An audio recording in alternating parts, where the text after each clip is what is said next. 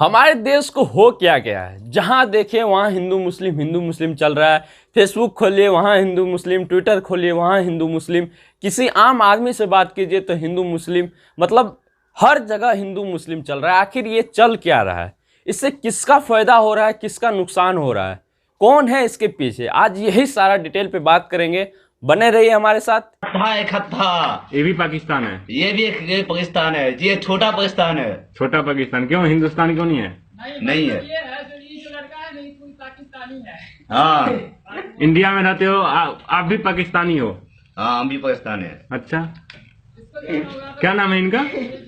मुस्तकीम, घर कहाँ है आपका? बिहार, जिला मधुबनी, थाना खुटौना। और घर? बिहार एक खत्ता। इकट्ठा। अच्छा है। देख भाई, हिंदुस्तान में रह के पाकिस्तान बोल रहा है, ये पाकिस्तान है। हाँ ये पाकिस्तान है, तो डरने वाला क्या बात है भाई? आज निकाल मरेगा, जो फसाद होगा होगा। पक्का? इतना चांस लग रहा है कि फसाद होगा? हाँ होगा, पक्का? पक्का होगा। जिसको लड़ने का आगे लड़ लेगा। किससे लड़ेगा? जो आगे जिसको जितना मार जिसको जन्माया होगा वो आगे खत्म। किससे लड़ेगा? इकट्ठा में जो आएगा। इस लड़का को सुन लिया आपने। अब ये बताइए, इस लड़के के मन में ये जिहादी विचार कैसे आता है? कौन इसके मन में ऐसे जिहादी विचार डालते हैं? इस कौम को क्या यहाँ पे कहीं काम करने से रोका जाता है? क्या इस कौम को कहीं पढ़ने से रोका जाता है या पढ़ाने से रोका जाता है? क्या इसे कोई बड़े पद पे रोका जाता है कि तुम ये नौकरी नहीं कर सकते? क्या इसे मकान बनाने से रोका जाता है? क्या इसे 3 वक्त का खाना नहीं मिलता? क्या इसे कहीं बाहर जाने से रोका जाता है या एक राज्य से दूसरे राज्य में इसे काम करने नहीं दिया जाता? क्या इस कौम के लोग IAS IPS नहीं बने? क्या इस कौम के लोग मुख्यमंत्री नहीं है? तो फिर इससे ऐसा क्यों लगता है कि इंडिया इसके लिए आज़ाद नहीं है, मतलब ये खुल के यहाँ पे नहीं जी सकते? क्यों इसे लगता है कि ये गुलाम है? जिस आदमी को गुलाम का मतलब नहीं पता वो कहते हैं कि हम गुलाम हैं, उसे आज़ादी चाहिए। और ये पाकिस्तान को इंडिया से बेटर बताते हैं, ये जो कि सबको पता है कि ऐसा कभी नहीं हो सकता।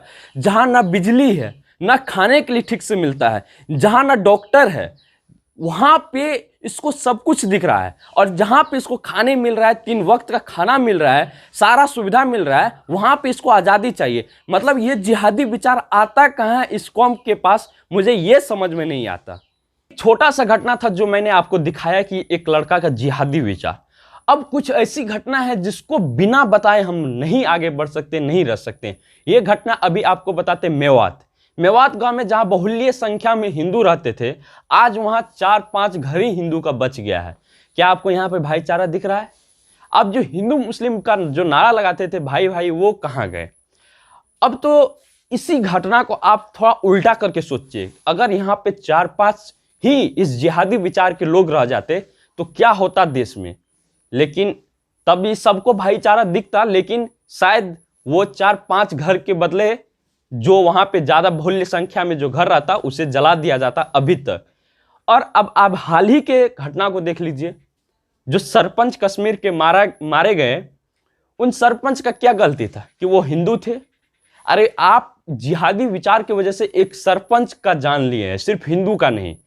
आप कहते हैं अगर किसी मुख्यमंत्री पे हमला हो जाए तो आप कहते हैं कि राज्य सुरक्षित नहीं है। अगर वहाँ के सरपंच पे, किसी गांव के सरपंच पे हमला हो जाए तो हम कैसे ये मान ले कि वो गांव सुरक्षित है? अब देखिए बॉलीवुड पे आते हैं जावेद अख्तर जी।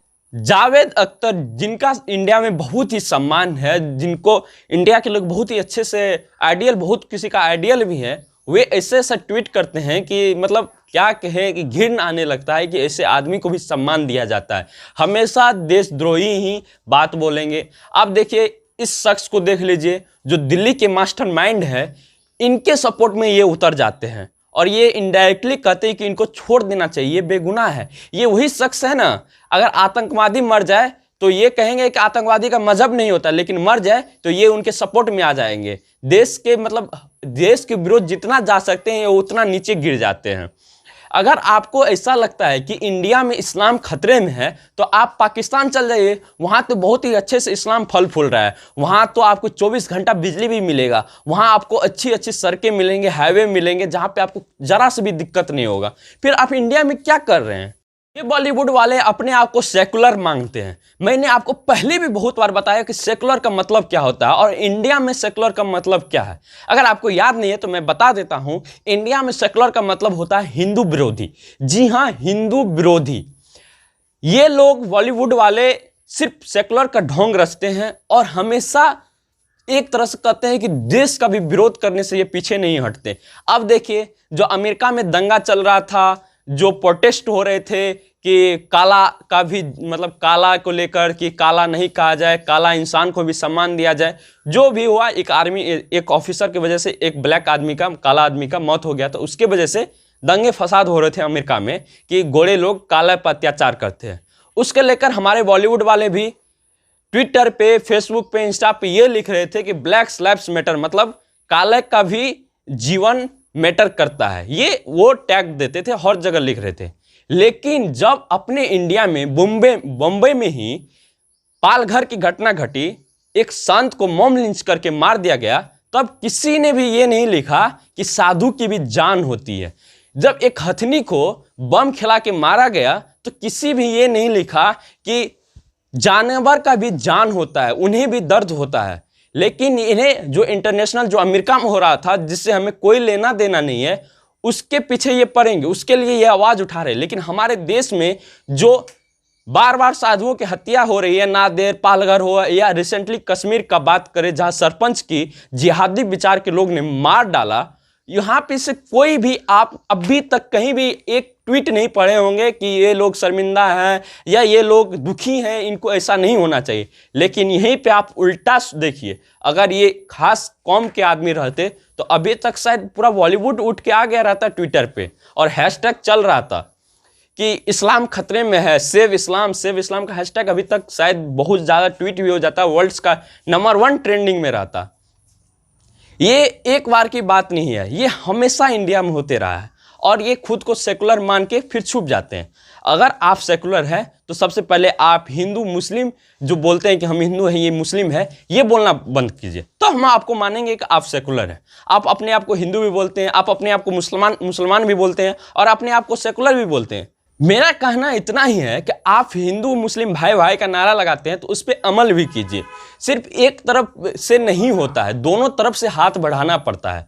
अब देखिए, मैंने अभी आपको सारा चीज़ बता दिया कि किस तरह से एक तरफा किया जाता है। आप एक तरफा कीजिएगा तो किसी को भी गुस्सा आएगा।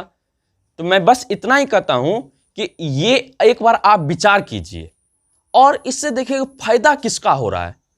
इससे ना आपको फायदा होता है ना हमको फायदा होता है ये बॉलीवुड वाले को, क्योंकि इनका फिल्म चलेगा, और ये नेता लोग को, क्योंकि इसे वोट बैंक चाहिए। अब ममता दीदी को ही देख लीजिए, बंगाल में अगर कोई जय श्री राम लगा के नारा लगा देते हैं तो ये बोलते हैं कि मुझे गाली दे रहे हैं, और ये बोलती है कि जय श्री राम का नारा कोई नहीं लगा सकता यहाँ पे बंगाल में।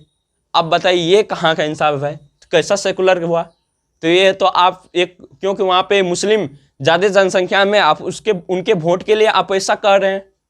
तो इस तरह का नहीं होना चाहिए। ये नौटंकी जो चलता है इसको आप बंद कीजिए। फिर आप कहिए कि हिंदू मुस्लिम दंगा नहीं रुकता है तो आप हमको बोलिए कि हिंदू मुस्लिम दंगा नहीं रुका। और ये याद रखिएगा, हिंदू मुस्लिम दंगा हमेशा नेता की वजह से होता है और ये आप भी जानते हैं, लेकिन आप इसे रोकते नहीं हैं, क्योंकि आप जिस दिन रुक जाइएगा उस दिन ये दंगा रुक जाएगा। बस इतना ही कहना था। जय श्री राम।